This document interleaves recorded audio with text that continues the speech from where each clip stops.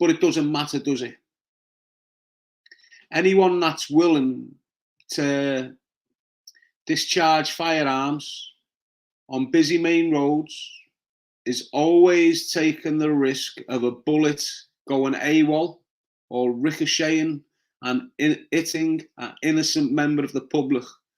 Just like we seen in Toxteth, when you had them two bellends chasing each other on electric bikes. That Jones kid, is it Rio Jones? Let so many bullets off. One of the bullets went AWOL and hit that young girl in a school uniform at the bus stop. Fortunately, it was a weekend. If that would have been a Monday or a Tuesday, the amount of girls that would have been walking home around that time, anything could have happened. So it is what it is. Just because no one was injured, no one was maimed, doesn't mean it's not just as severe as any other firearm that's discharged within the city of Liverpool.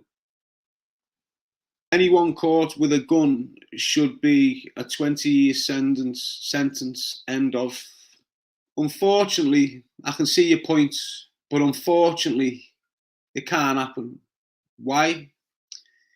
Because the majority of the people that would end up with the 20 years are young, immature kids who have been groomed to put the firearm in their bedroom for a little wage.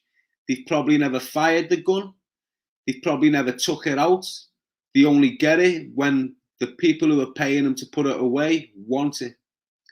Now, if you're caught for discharging a firearm, it doesn't matter if anyone's hurt or not. If you're discharging an illegal firearm in a public place, 20 years all day. So you're right in one way, but wrong in another, if you get what I'm saying. I see now, Darren, you explain that well. It is what it is though, isn't it? There's a lot of young lads that get groomed and manipulated. Some get threatened into minding certain things they don't really want to mind. Next time I see a beaut on a lecky bike doing a wheelie past car, he's getting knocked off. Simple as that. Sick of them, especially when you've got kids in cars. You've got kids on the bikes as well.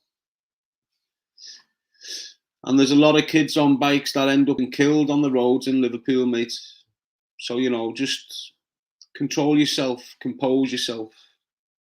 We need a ban on lecky bikes. All the gunmen are on these bikes and getting off on them. So listen, as far as I'm concerned, if they're not pre-assisted, if you're on a Suron, which is predominantly what they use, or what are them other ones called? You know, you're meant to have a provisional license. You're meant to have knee pads on, elbow pads.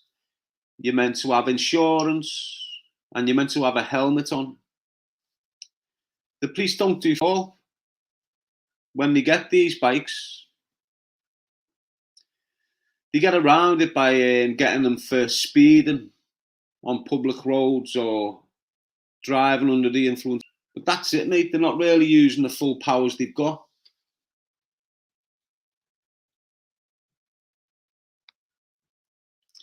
Was gun crime much worse in your area, or is it worse now, Darren? Says Northern Light. All gun crime's bad, isn't it, mate? There was a lot of fatalities come the turn of the millennium, starting with New Year's Eve, when young Danny Wire got shot dead in a pub in Croxteth. Danny MacDonald. He was the first murder in the turn of the millennium, so year 2000 basically. He was the first murder in the city.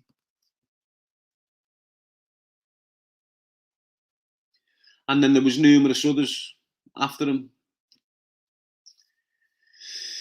The difference with then and now is the availability of firearms. That's the only difference.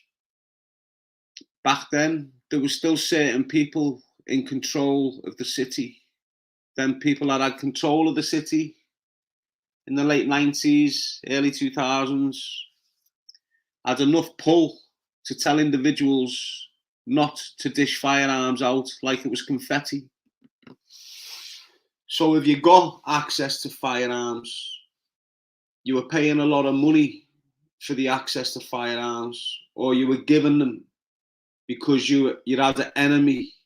You both had the same enemy, and they were looking for a young gunman to deal with the enemy that they couldn't deal with. In the war between the Richardson organised crime group and the Pancake Taylor organised crime group, which years and years ago was the same thing. Still is now, if you like. They're still associates now. And they were at war with the Lynch family. And the Lynch family had clubs up and down the city. And the Lynches, there was young Lynches, you know, there was young doormen. You know, you had Gary Hampton, you had young Peter Lynch, you had, there's a few others, but one in particular was called Joey. I forgot his second name. And he was an easy target, this Joey. He used to work for Sean Smith on the doors. And he was the easiest target for Richo and Pancake to get hold of. So we got targeted. He was cut for, this Joey, and he was cut to, and I mean hacked to a couple of 100 stitches, okay? But they never left him alone. You know, every time there was a bit of a run-in with the older ones of the Lynch mob, let's call them. Don't forget, they were a lot older than the Richardsons and Pancake.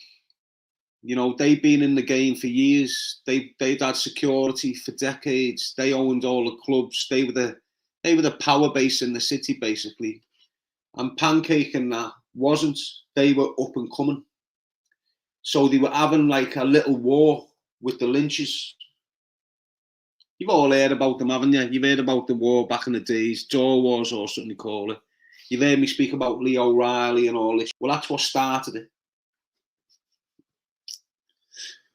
So, years ago, Pancake and his boys got an AK. They found out where this Joey was. What's his name?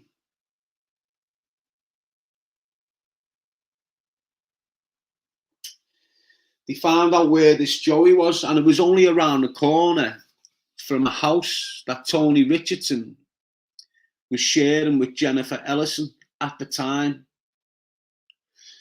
So as you go up the road, you've got a little rough housing estate in Nogsey or Croxteth, same place to me. And there was a house there, and you had young Peter Lynch and this Joey in there. Around the corner, about 500 yards down the road, you had the new housing estate behind a pub, a decent pub, where he's done a nice scran and that. And Tony Richo and Jennifer Ellison lived in that estate. So one night, you've got a car full of Pancake, Wes Brown, I was there in my dreams. So you had Pancake, Wes Brown, Turner, and Glover, and me in my dreams. So obviously they've got this AK, they're buzzing with it, and they want to go and get this Joey and young Peter Lynch with it. They weren't going to use the firearm, but they had young kids in the back that was willing to do so. So they used them. So they slam on outside this house. The young lad jumps out with the AK, while another young lad stays in the back with the other crowd. He goes over, knocks on the door, steps back, and the minute bodies came close where you could see through the glass on the door, the minute the bodies came up to the door, the young kids let go with the AK, but it's jammed. So he's let a triple burst off. So basically, on an AK, it's an assault rifle, isn't it? to semi-automatic assault rifle or a full automatic assault rifle, right? So triple burst, it's jammed. The other kid that was still in the car waiting for the young kid to get back in the car has jumped out, took the thing off the young kid, told the young kid to get back in the car, unblocked it, recocked it, and filled the house up with this AK right through the door. During that war with the Lynches and the Richardson organised crime group, Richardson Pancake organised crime group, you never really heard of Spiff Richardson, James Richardson, or Tony Richardson in that sort of war. You'd always got Pancake's name. It was always Pancake. When in reality, there was a lot gamer people than him involved in that war. Do you understand what I'm saying? They just managed to keep themselves quiet.